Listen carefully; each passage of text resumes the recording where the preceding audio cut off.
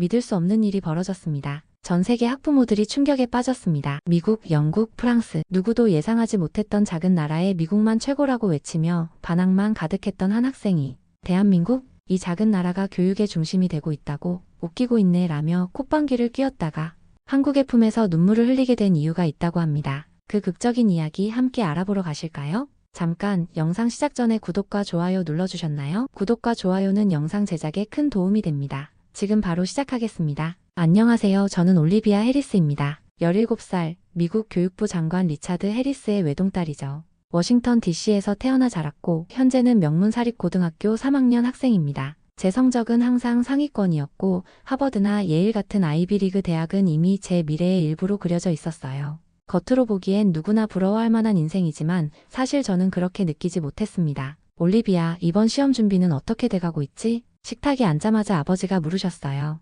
저녁 식사 시간에도 주말 아침에도 심지어 제 생일에도 아버지의 첫 질문은 늘 성적이나 학업에 관한 것이었습니다. 우리 집에서 대화는 주로 보고와 지시로 이루어져 있었죠. 아버지는 항상 바쁘셨고 저도 교육부 장관이라는 자리가 얼마나 중요한지 이해했어요. 하지만 그것뿐이었습니다. 준비 잘 되고 있어요. 걱정 마세요. 제 대답은 항상 이런 식이었어요. 짧고 형식적인 대화. 때로는 아버지의 눈을 마주치기도 힘들었습니다. 우리 사이에는 보이지 않는 벽이 있었죠. 그 벽이 언제부터 있었는지는 기억도 나지 않았어요. 어느 평범한 수요일 저녁 아버지가 평소보다 일찍 귀가하셨습니다. 저는 곧바로 뭔가 특별한 일이 있겠구나 싶었어요. 예감은 적중했지만 제게는 전혀 반갑지 않은 소식이었죠. 다음 주에 한국 출장을 가게 됐다. 너도 함께 가야 해. 저는 포크를 떨어뜨렸어요. 충격이었습니다. 뭐라고요? 한국이요? 제가 왜 가야 하는데요? 한국 교육 시스템을 직접 볼 기회야. 세계 최고 수준의 학업 성취도를 보이는 나라지. 내 미래에 도움이 될 거야. 아버지의 목소리는 늘 그렇듯 결정이 이미 내려졌음을 알려주는 톤이었습니다. 저는 고개를 세게 저었어요. 전 절대 안 갈래요. 시험도 있고 프로젝트도 있고 무엇보다 한국이라니요? 분단국가에 북한 옆에 문화도 전혀 다른데 왜 제가 거기에 가야 하죠? 제 목소리에는 분노가 가득했어요. 사실 표면적인 이유보다 더 깊은 이유가 있었습니다. 초등학교 6학년 때 우리 학교에 왔던 동양인 교환학생과의 안 좋은 기억이 있었거든요. 그 아이는 너무 소심했고 제가 무슨 말을 해도 고개만 숙이며 죄송합니다만 반복했어요. 그 이후로 동양인에 대한 좋지 않은 이미지가 제 마음속에 남아있었죠. 아버지는 깊은 한숨을 내쉬었습니다. 이건 협상이 아니야, 올리비아. 넌 무조건 가야 해. 나에게도 내게도 중요한 경험이 될 거야. 그날 밤 침대에 누워 스마트폰으로 한국에 대해 검색했어요. 화면에는 북한 미사일 발사, 분단 위기, 긴장 고조 같은 뉴스 헤드라인이 가득했습니다. 심장이 무겁게 가라앉았죠. 아버진 도대체 왜 그런 위험한 나라에 관심이 있는 거야. 부모님 세대는 아마도 한국 같은 나라가 얼마나 발전했는지 신기해하는 모양이었지만 제게는 중요하지 않았어요. 미국이 세계 표준이고 다른 나라들은 그저 따라가는 것뿐이라고 생각했으니까요.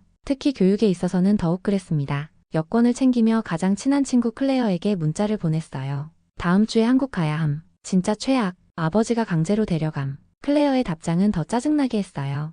야, 완전 부럽다. K-팝, 한국 영화, 한국 드라마 다 그렇게 핫한데 삼성이랑 현대도 거기잖아. 나도 가고 싶어. 스마트폰을 침대 위에 던지며 한숨을 쉬었어요. 친구들조차 저를 이해하지 못했습니다. 아무도 제 마음을 몰라주는 것 같았어요. 그저 저 혼자만의 싸움이었죠. 주말 내내 짐을 꾸리면서도 마음은 무거웠습니다. 마치 감옥에 끌려가는 기분이었어요. 평소 좋아하던 음악도 게임도 즐겁지 않았습니다. 월요일 아침 인천행 비행기에 오르며 마지막으로 자유의 공기를 마셨다고 생각했어요.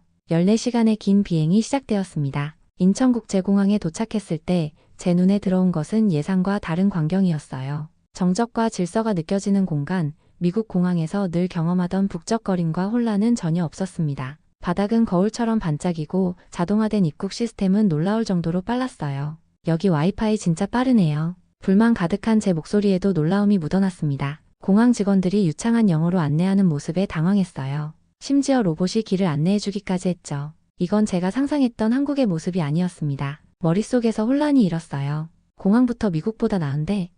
순간 그런 생각이 들었지만 바로 제 자신을 다잡았습니다. 이건 분명 겉모습뿐일 거야. 관광객에게 보여주기 위한 쇼윈도우일 뿐이야. 공항에서 호텔까지 가는 동안 창밖으로는 높이 솟은 빌딩들과 깨끗한 거리가 펼쳐졌어요. 서울의 첫인상은 생각보다 훨씬 현대적이고 세련되었습니다. 하지만 여전히 제 마음은 닫혀 있었어요. 모든 것을 의심의 눈초리로 바라봤죠. 호텔에 도착해 짐을 풀고 있는데 아버지가 또 한 번 갑작스러운 폭탄 선언을 했습니다. 넌 며칠간 서울의 국제고등학교에서 수업을 체험하게 될 거다. 저는 웃음이 나왔어요. 농담이겠거니 싶었죠. 농담이시죠? 제가 왜 한국 학교에 가야 해요? 아버지의 표정은 진지했어요. 전혀 농담이 아니야. 이미 모든 준비가 끝났다. 내일부터 시작이야. 그 순간 굴욕감과 반항심이 동시에 치밀어 올랐습니다. 이건 제 동의 없이 결정된 일이었고 저는 그저 아버지의 교육 실험 대상이 된 기분이었어요. 절대 안 갈 거예요. 왜 제 의견은 항상 무시하시는 거죠? 한국어도 못하는데 어떻게 수업을 듣겠어요?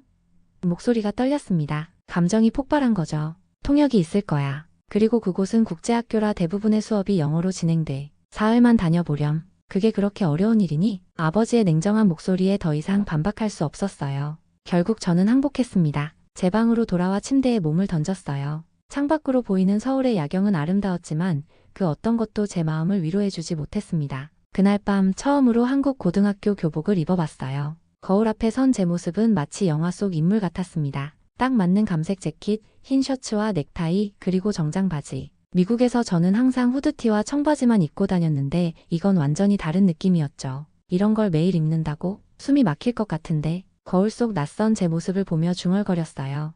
다음 날 아침 서울국제고등학교 정문 앞에 섰을 때의 긴장감은 이루 말할 수 없었습니다. 학생들이 일렬로 서서 선생님들께 인사하는 모습이 마치 군대 같았어요. 미국 학교에서는 상상도 할 수 없는 광경이었죠. 학생들은 서로 밀고 장난치는 대신 조용히 규칙적으로 움직였습니다. 교장 선생님께서 저를 맞이해 주셨고 윤지은이라는 학생이 제 안내역을 맡았어요. 반장이라고 했습니다. 키는 저보다 훨씬 작았지만 눈빛은 또렷하고 당당했어요. 어서 오세요, 올리비아. 저희 반에 온 것을 환영해요. 궁금한 게 있으면 언제든 물어보세요. 윤지은의 미소는 친절해 보였지만 제 머릿속에선 의문이 들었어요. 아시아 사람들은 왜 항상 미소 지으면서 말을 돌려서 하지? 미국에선 훨씬 직설적으로 말하는 편인데 이런 태도가 불편하게 느껴졌어요. 교실에 들어서자 약 30명의 학생들이 조용히 앉아 각자 책을 읽거나 노트를 정리하고 있었습니다. 미국 학교라면 이 시간엔 웃음소리와 대화소리로 시끌벅적했을 텐데 이상한 정적에 가슴이 꽉 막히는 기분이었어요. 여기가 내 자리인가요? 윤지은이 안내해준 책상을 가리키며 물었습니다. 네, 오늘부터 사흘 동안 여기에 앉으시면 돼요. 필요한 건 서랍에 다 있어요. 책상 서랍을 열어보니 필기구, 노트, 교과서가 가지런히 정리되어 있었어요. 너무 준비가 잘 되어 있어서 오히려 압박감이 느껴졌습니다. 주변 학생들은 저를 호기심 어린 눈으로 바라보았지만 아무도 먼저 말을 걸지 않았어요. 그저 조용히 관찰만 하는 듯 했습니다. 종소리와 함께 선생님이 들어오셨고 학생들이 일제히 일어나 인사했어요. 안녕하세요, 선생님. 그 통일된 모습에 저는 다시 한번 놀랐습니다. 마치 오래전부터 연습해온 합창단 같았어요. 오늘은 특별한 손님이 함께합니다. 미국에서 온 올리비아 해리스 학생이에요. 모두 환영해주세요. 선생님의 소개에 학생들이 다시 인사했습니다. 안녕, 올리비아. 그 순간 제 마음속에서는 이건 정말 이상해, 너무 형식적이고 기계적이야 라는 생각이 들었어요. 이곳에서의 3일은 정말 길게 느껴질 것 같았습니다. 첫 수업은 수학이었습니다. 칠판에는 한국어와 영어가 혼합된 수식들이 가득했어요. 선생님은 영어로 기본적인 설명을 해주셨지만 내용 자체가 너무 어려웠습니다. 미국에서는 다음 학기, 어쩌면 대학교 1학년 때나 배울 내용이었거든요. 이건 미적분학의 기본 원리를 응용한 문제입니다. 올리비아 학생, 혹시 이해가 안 되는 부분이 있으면 말해주세요. 선생님이 저를 바라보며 천천히 말씀하셨어요. 모든 학생의 시선이 저에게 쏠렸습니다. 얼굴이 화끈거렸어요. 아니요, 괜찮습니다. 자존심 때문에 이해가 안 된다고 말할 수 없었어요. 그냥 고개를 끄덕이며 이해한 척했죠. 노트에 필기를 하려 했지만 무엇을 적어야 할지 몰랐습니다. 손가락으로 펜만 돌리며 시간을 보냈어요. 옆자리에 윤지은이 자신의 노트를 살짝 기울여 보여주었습니다. 도와줄까? 그녀의 목소리는 낮고 친절했어요. 하지만 제 자존심이 그것을 받아들일 수 없었습니다. 내 방식대로 할게. 그 말이 나오는 순간 후회했지만 이미 늦었어요. 윤지은의 표정이 순간 굳었고 다시 자기 노트로 시선을 돌렸습니다. 교실 안에 다른 학생들도 저를 힐끔거리다가 시선을 돌렸어요. 몸은 그 자리에 있었지만 마음은 완전히 고립된 느낌이었습니다. 두 번째 시간은 과학이었어요. 생화학 수업이었는데 선생님이 갑자기 저에게 질문을 던지셨습니다. 올리비아 학생, DNA의 이중나선 구조에 대해 설명해 줄 수 있을까요? 제가 알고 있는 내용이었지만 갑작스러운 질문에 당황했어요. 더구나 모든 사람들이 저를 쳐다보고 있었죠. 말을 더듬으며 대답했습니다. DNA는 두 개의 나선이 서로 감겨 있고, 그리고 답변이 불완전했지만 선생님은 고개를 끄덕이셨어요. 좋아요. 기본 개념은 알고 있군요. 이제 이 구조가 유전 정보 저장에 어떤 장점이 있는지 생각해 볼까요? 수업이 계속되면서 저는 점점 더 불편해졌습니다. 답을 몰라서가 아니라 이 환경 자체가 너무 낯설고 압박감이 심했기 때문이에요. 미국 학교에서는 자유롭게 의견을 나누고 틀려도 괜찮았지만 여기서는 모든 것이 너무 완벽해 보였어요. 숨 쉴 공간이 없는 것 같았습니다. 점심시간이 되자 학생들이 일어나 급식실로 향했어요. 저도 따라갔죠. 미국 학교 카페테리아와는 완전히 달랐습니다. 마치 깔끔한 뷔페 레스토랑 같았어요. 학생들은 질서 정연하게 줄을 서서 음식을 받고 있었습니다. 쟁반에 담긴 음식을 보고 놀랐어요. 잡곡밥, 갈비찜, 된장국, 나물, 그리고 제철 과일까지. 영양사가 직접 계산한 칼로리와 영양소 정보도 표시되어 있었죠. 미국 학교 급식과는 차원이 달랐습니다. 이게 다 뭐야? 혼잣말처럼 중얼거렸지만 주변 학생들에게 들릴 정도의 목소리였어요. 음식을 맛보니 생각보다 훨씬 맛있었습니다. 특히 갈비찜은 정말 맛있었어요. 하지만 제 자존심이 인정하지 못했습니다. 스마트폰을 꺼내 급식 사진을 찍고 인스타그램에 올렸어요. 한식 급식, 감시받는 건강식, 자유 따윈 없다, 해시태그 한국생존기, 해시태그 학교급식, 해시태그 도와줘. 제 자존심에 일부러 이런 글을 올렸죠. 그 글을 올리자마자 주변 학생들의 표정이 싸늘해졌습니다. 영어를 잘하는 학생들이 제 글을 읽은 모양이었어요. 윤지은도 자리에서 일어나 조용히 그릇을 정리하고 자리를 떠났습니다. 그 순간 죄책감이 밀려왔어요. 친절하게 대해준 사람들에게 이런 식으로 반응한 제 자신이 부끄러웠지만 인정하고 싶지 않았습니다. 점심을 다 먹고 교실로 돌아가는 길에 복도에서 몇몇 학생들이 저를 보며 속삭이는 소리가 들렸어요. 뭐라고 하는지는 알아들을 수 없었지만 좋은 말이 아닐 거라는 건 알 수 있었죠. 오후 수업 내내 저는 완전히 고립된 기분이었습니다. 아무도 말을 걸지 않았고 윤지은조차 저를 피하는 것 같았어요. 제 자신이 만든 벽이었지만 그 벽을 어떻게 허물어야 할지 몰랐습니다. 수업이 모두 끝나고 호텔로 돌아온 저는 창밖의 서울 야경을 바라보았어요. 빽빽한 고층 빌딩들, 화려한 불빛들, 그리고 질서 정연하게 움직이는 자동차들. 아름다웠지만 저는 그 속에서 완전히 소외감을 느꼈습니다. 왜 여긴 이토록 질서 정연한데 나는 이 안에 있을 수가 없지? 침대에 몸을 던지며 중얼거렸어요. 집에 돌아가고 싶다는 생각밖에 들지 않았습니다. 그 순간 아버지가 노크하고 들어왔어요. 첫날은 어땠니? 별로요. 짧게 대답했습니다. 뭐가 별로였는데? 그냥 다요. 너무 딱딱하고 답답해요. 다들 기계 같아요. 제 목소리에는 짜증이 묻어났죠. 아버지는 한숨을 쉬었어요. 첫날부터 그런 판단을 하는 건 조금 성급하지 않니? 좀 더 열린 마음으로 지켜봐. 제가 대답하기 전에 아버지는 방을 나갔습니다. 저는 더 큰 고립감을 느꼈어요.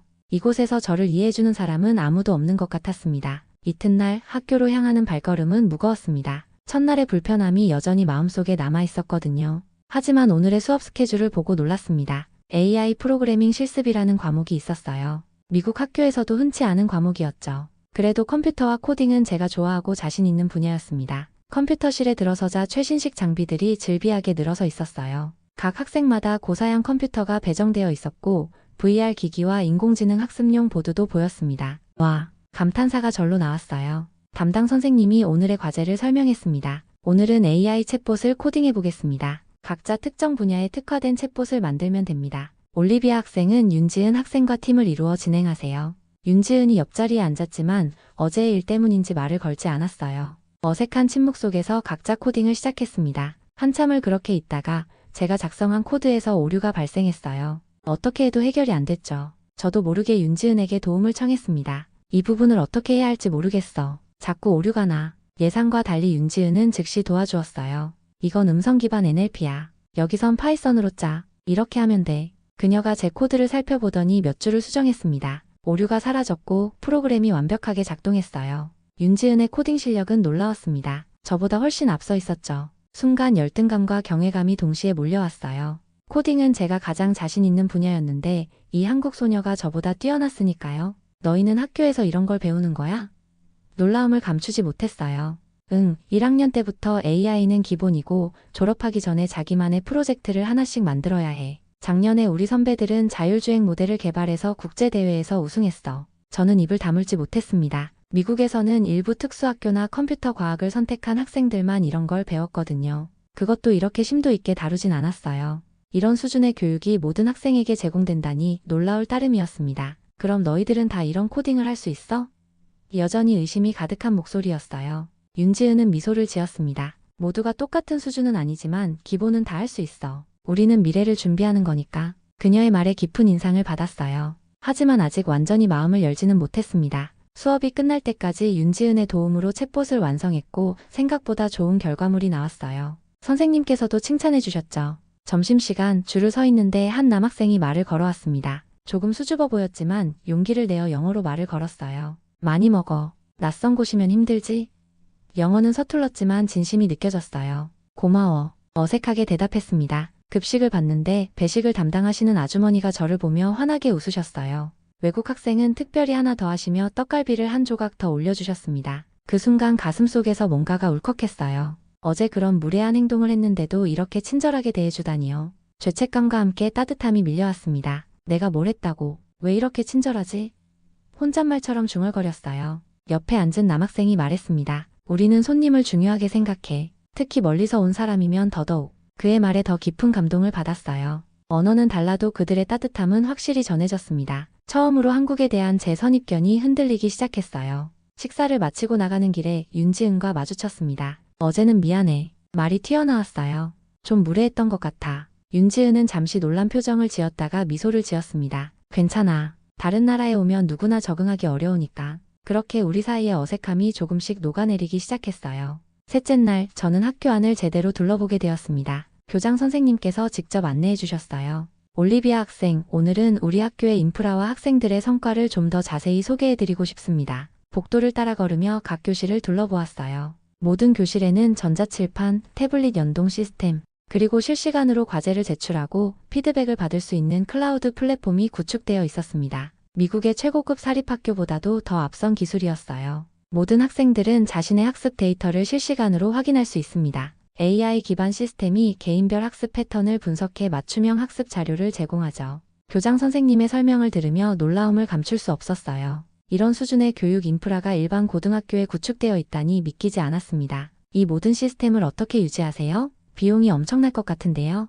교육에 대한 투자는 우리나라의 최우선 과제입니다. 학부모들의 지원, 정부의 지원, 그리고 졸업생들의 기부 덕분에 가능한 일이죠. 복도를 더 걸어가자 대형 유리 케이스들이 나타났어요. 그 안에는 각종 상패와 메달, 트로피가 가득했습니다. 국제과학올림피아드 금메달, 글로벌 AI 경진대회 1위, 로봇공학대회 우승 트로피, 그리고 학생들이 출원한 특허 인증서까지 전시되어 있었어요. 큰 금색 트로피 하나가 특히 눈에 띄었습니다. 교장 선생님이 그것을 가리키며 자랑스럽게 말씀하셨어요. 저것은 작년에 우리 학생들이 MIT와의 공동 로보틱스 경연에서 받은 트로피입니다. 세계 최고의 공대와 결어 1위를 차지했죠. MIT와 경쟁해서 이겼다고요?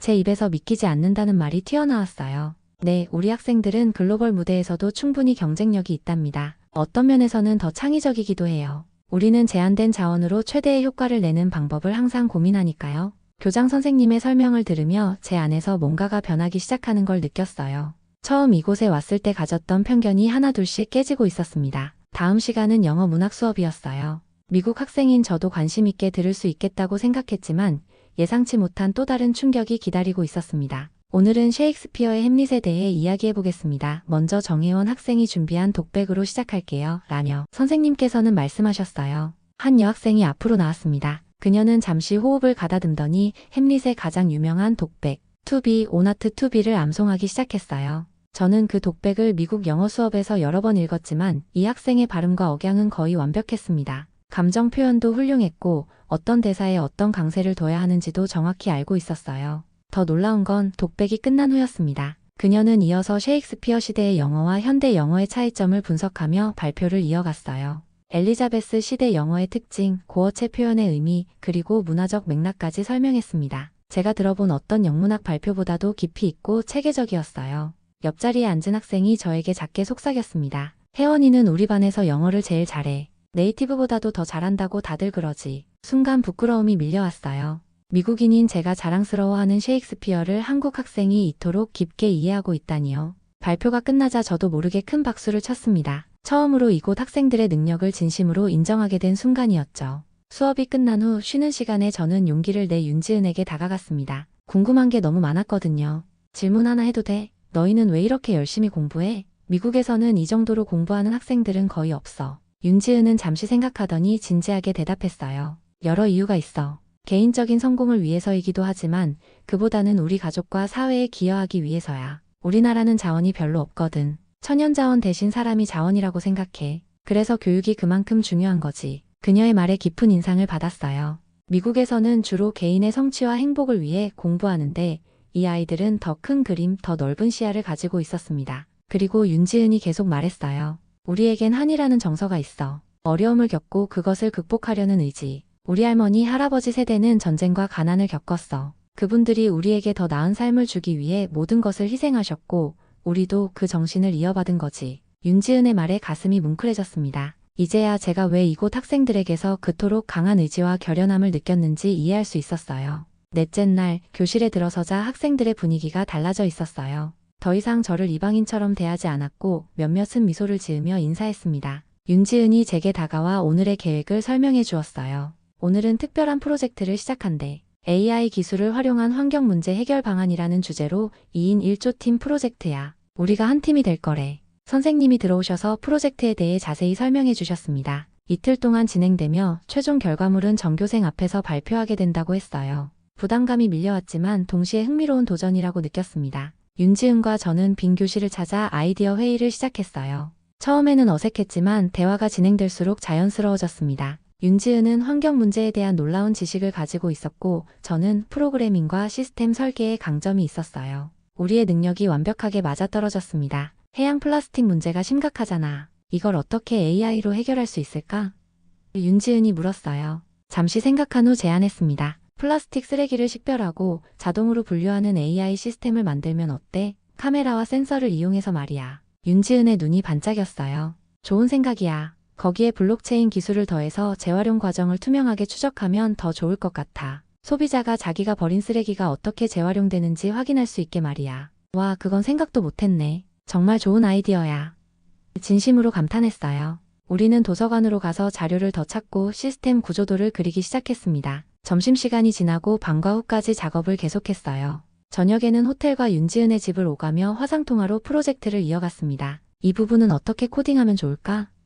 윤지은이 화면을 가리키며 물었어요. 이건 객체인식 알고리즘을 써야 해. 내가 해볼게. 너는 UI 디자인을 더 다듬어 줄래? 밤늦게까지 작업하면서 점점 더 편안하게 대화를 나누게 되었어요. 처음으로 진솔한 이야기를 나눌 수 있었습니다. 사실 용기를 내어 말했어요. 난 처음에 여길 무시했어. 내 기준에 맞지 않는다고 생각했거든. 미국이 모든 면에서 더 뛰어나다고 생각했어. 윤지은은 키보드에서 손을 떼고 저를 바라봤어요. 잠시 침묵이 흘렀습니다. 우리도 미국을 무조건 흠모하진 않아. 미국에도 좋은 점이 많고 배울 점도 있지만 우리는 우리 방식을 믿고 발전시켜왔어. 실리콘밸리의 혁신과 한국의 빠른 실행력 둘 다 장단점이 있잖아. 서로 다른 문화를 존중하는 게 중요한 것 같아. 그녀의 말이 제 마음 깊숙이 와닿았어요. 윤지은은 미국을 비하하지도 한국을 과대평가하지도 않았습니다. 단지 각자의 가치를 인정하고 존중하는 균형 잡힌 시각을 가지고 있었죠. 저는 얼마나 편협했는지 깨달았어요. 내 말이 맞아. 다른 건 나쁜 게 아니라 그냥 다른 거지. 다음 날 우리의 프로젝트 발표 차례가 왔습니다. 심장이 쿵쿵 뛰었어요. 제가 먼저 발표를 시작하기로 했는데 갑자기 생각난 것이 있었습니다. 안녕하세요. 저는 올리비아입니다. 그 한마디 한국어 인사에 교실 전체가 놀라움과 함께 박수를 보내주었어요. 윤지은이 몰래 가르쳐준 인사말이었죠. 이어서 영어로 발표를 계속했고 윤지은은 한국어 부분을 맡았습니다. 우리의 프로젝트는 플라스틱 분류 AI 시스템과 블록체인 기반 추적 시스템의 결합으로 실제 구현 가능성까지 고려한 현실적인 제안이었어요. 발표가 끝나자 선생님께서 칭찬해 주셨습니다. 창의적인 접근과 실용성을 모두 갖춘 훌륭한 프로젝트입니다. 특히 두 문화의 장점을 결합한 점이 인상적이네요. 교실을 나오는 길에 윤지은이 제 어깨를 가볍게 두드렸어요. 너의 첫 한국 성공을 축하해. 그 말에 웃음이 나왔습니다. 맞아요. 이건 제가 처음으로 한국식 시스템 안에서 이룬 성공이었어요. 그리고 혼자가 아닌 누군가와 함께 이룬 성공이었죠. 그 느낌은 미국에서 혼자 1등 했을 때와는 완전히 달랐습니다. 더 깊고 더 따뜻했어요. 복도를 걸으며 윤지은에게 물었습니다. 한국에서는 협업을 많이 강조하는 편이야? 응, 우리는 우리라는 개념이 중요해. 혼자 잘하는 것보다 함께 좋은 결과를 내는 걸 더 가치 있게 생각하지. 물론 개인의 능력도 중요하지만 그 능력을 어떻게 공동체에 기여하느냐가 더 중요해. 윤지은의 말이 제 생각의 틀을 바꿔놓기 시작했어요. 미국에서는 항상 개인의 성취와 독립성을 중시했는데 이곳에서는 연결과 조화를 더 중요시하는 것 같았습니다. 둘 다 나름의 가치가 있다는 걸 이제야 이해하기 시작했어요. 그날 저녁 호텔로 돌아와서 아버지에게 프로젝트에 대해 열정적으로 이야기했습니다. 아버지는 제가 이렇게 흥분해서 학교 이야기를 하는 모습을 오랜만에 보셨을 거예요. 그래서 너희 팀이 1등 했니? 아버지가 물으셨어요. 아직 결과는 안 나왔어요. 하지만 그게 중요한 게 아니라는 걸 깨달았어요. 제 대답에 아버지는 놀란 표정을 지으셨죠. 제가 이런 생각의 변화를 보이는 것이 처음이었으니까요. 한때는 항상 결과와 등수만 따지던 제가 과정의 가치를 말하고 있었으니까요. 체험 마지막 날 아침부터 학교 전체가 분주했습니다. 대강당에서 특별한 행사가 열린다고 했어요.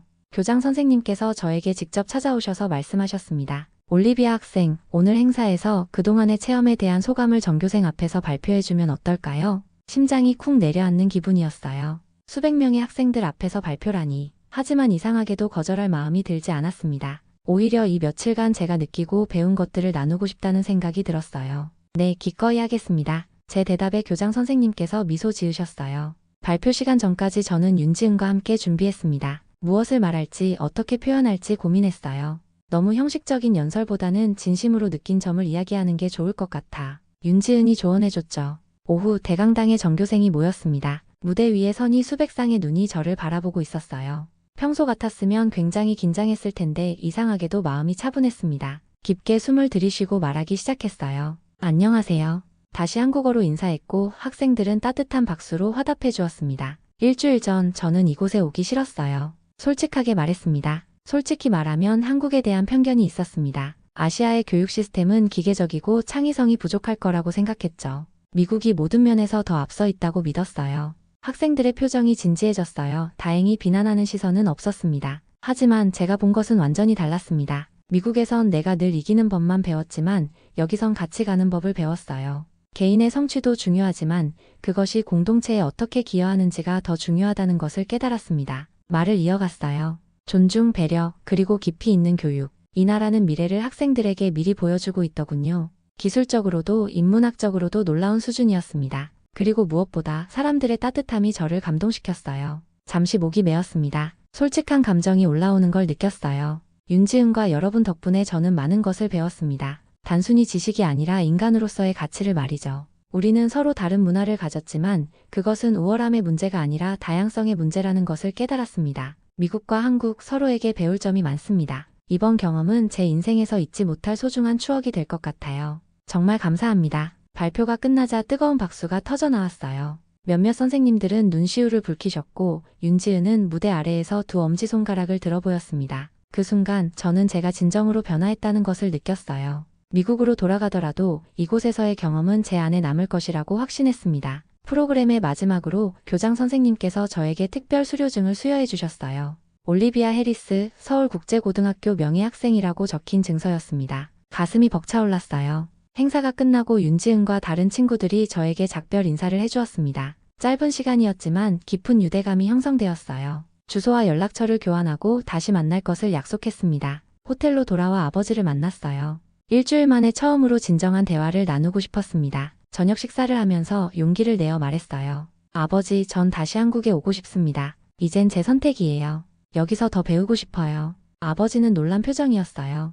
포크를 내려놓으시며 물으셨습니다. 무슨 일이 있었던 거니? 일주일 전까지만 해도 한국에 오기 싫어했잖아. 많은 것이 바뀌었어요. 진심을 담아 대답했습니다. 여기서 제가 얼마나 편협했는지 깨달았습니다. 다른 문화와 교육 시스템에 대해 열린 마음을 갖게 됐어요. 그리고 아버지와도 더 많은 대화를 나누고 싶어요. 한국 학생들이 가족과 사회를 위해 공부한다는 말이 제 마음에 깊이 와닿았거든요. 저도 그런 가치를 배우고 싶습니다. 아버지는 잠시 침묵하시다가 고개를 끄덕이셨습니다. 그의 눈에는 복잡한 감정이 담겨 있었어요. 교육부 장관으로서가 아니라 한 아버지로서의 감정이었죠. 네가 그렇게 느꼈다면 진지하게 생각해보자. 다음 학기에 교환학생 프로그램이 있을 거야. 아버지의 목소리에서 제가 평소에 들어본 적 없는 부드러움을 느꼈어요. 말씀을 이어가셨습니다. 사실 나도 너와 더 많은 시간을 보내고 싶었어. 직업이 직업인지라 쉽지 않았지만 그게 변명이 될 순 없지. 네가 여기서 배운 것처럼 나도 배워야 할 것 같구나. 아버지의 솔직한 고백에 가슴이 뭉클해졌습니다. 이게 우리 부자 사이의 첫 진정한 대화였을지도 모릅니다.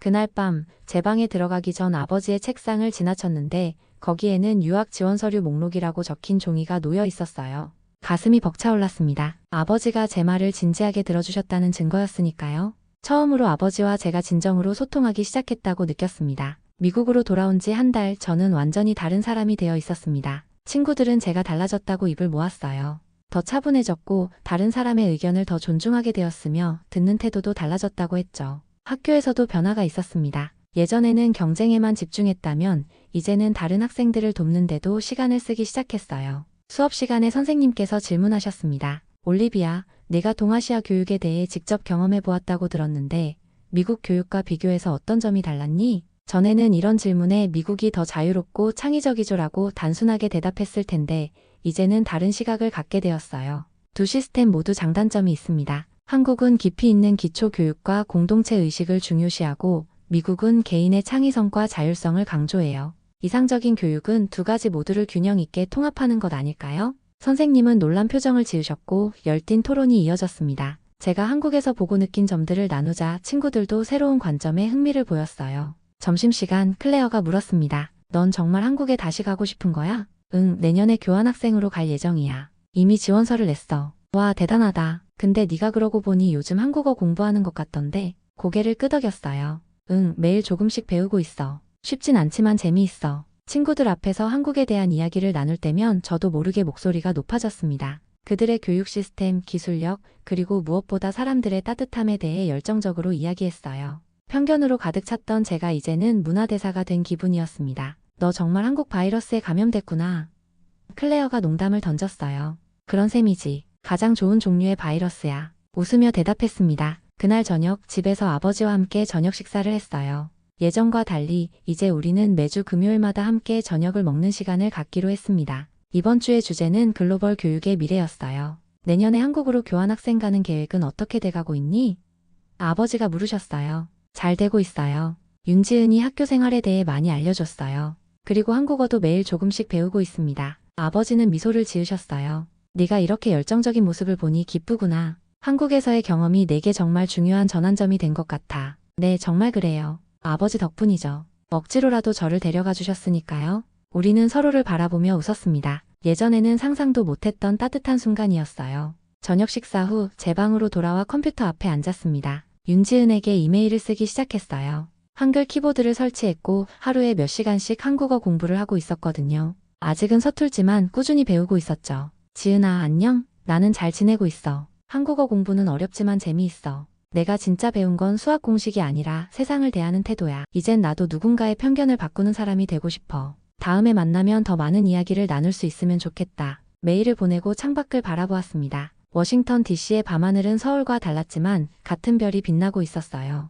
제 인생의 새로운 장이 열렸다는 것을 확실히 느꼈습니다. 침대에 누워 생각했어요. 나는 이제 두 나라를 연결할 수 있는 다리가 되고 싶다. 편견을 넘고 존중으로 이어지는 다리. 그리고 무엇보다 아버지와의 관계도 달라졌다는 것이 가장 큰 변화였습니다. 한국에서 배운 정이라는 개념이 저희 가족 안에도 조금씩 자리 잡기 시작한 것 같았어요. 인생은 때로 예상치 못한 방향으로 흘러가기도 합니다. 처음에는 불만과 저항으로 시작했던 짧은 여행이 제 삶의 방향을 완전히 바꿔놓았으니까요. 이제 저는 두 문화 사이에서 서로를 이해하고 존중하는 가교 역할을 하고 싶었습니다. 그것이 제가 한국에서 찾은 제 인생의 새로운 목표였으니까요.